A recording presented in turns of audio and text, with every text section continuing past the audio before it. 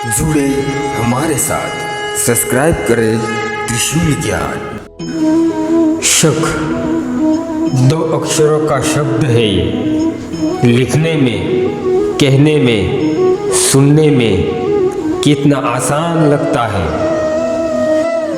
एक बात कहो, यह बलशाली का काम है, निर्बलों का नहीं, उसे कार्यान्वित करने का। हमें किसी को क्षमा करने के लिए उदारता की आवश्यकता होती है और क्षमा मांगने के लिए विनम्रता की धरा पर आना पड़ता है, अभिमान को त्याग कर।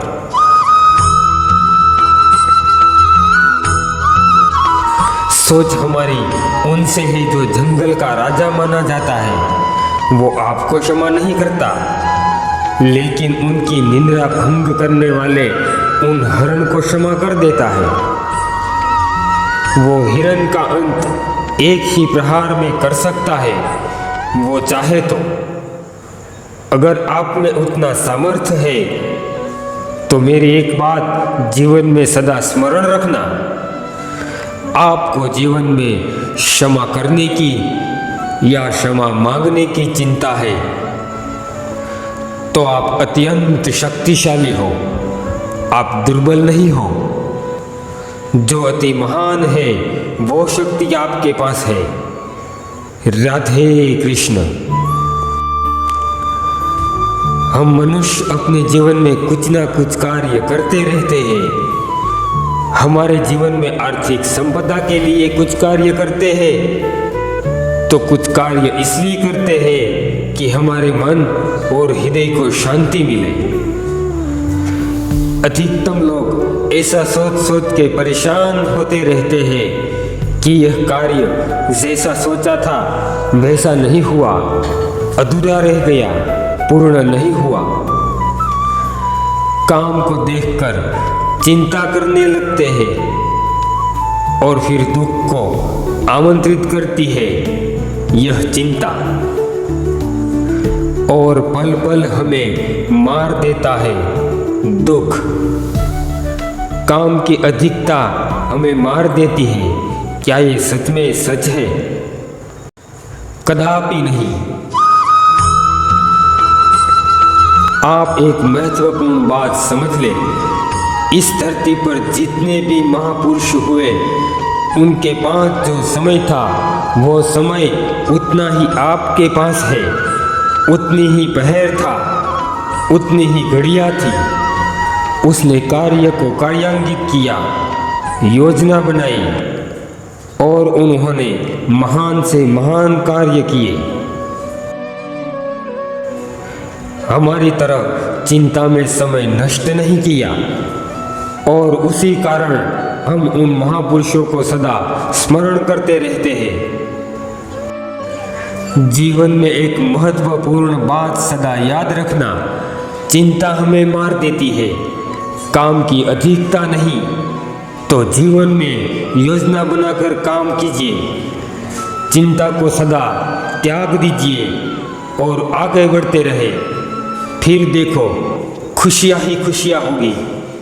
और कहिए राधे कृष्ण।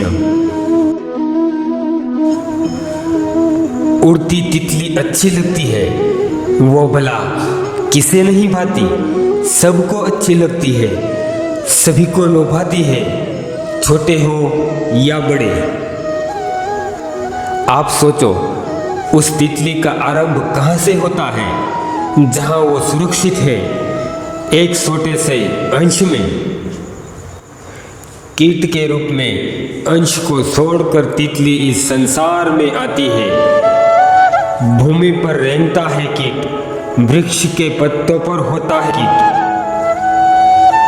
कुछ समय के बाद पंख निकल आते हैं। जब परिवर्तन होता है तब वो आसमान में उड़ान भरती है, तब वो तितली बनती है। सुंदर फूलों एवं पत्तों के रस का आनंद लेती है।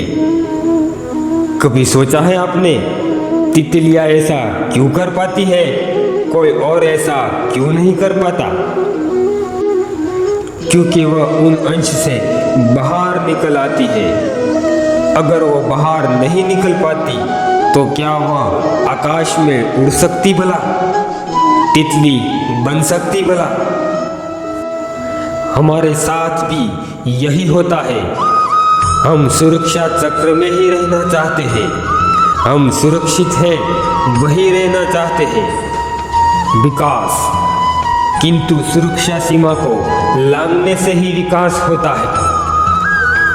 अपना व्यक्तित्व बनाना चाहते हो, जीवन में कुछ ऐसे महान कार्य करना चाहते हो, कुछ ऐसी बड़ी सफलता प्राप्त करना चाहते हो, तो सुरक्षा चक्र को भूल जाओ। वहां से बाहर निकलिए, उस सीमा को लांघिए, कठिनाइयों का सामना कीजिए, चुनौतियों का सामना कीजिए, आगे बढ़िए साहस के साथ। तभी अपने जीवन में कुछ कर पाओगे, तभी आप आकाश में उड़ पाओगे, तभी आपको पंख निकल आएंगे। दोस्तों, आप हमें अभी तक सुन रहे हो तो आपसे विनती करते हैं, आपने सब्सक्राइब नहीं किया हो तो कर ले और बेल आइकन को प्रेस करना ना भूलें और रोज सुनते रहे इस दिव्य वाणी। किसी ही परिस्थिति का सामना कर सकोगे तो आइए हमारे साथ प्रेम से बोलो जय श्री राम, ओम नमः शिवाय, राधे राधे।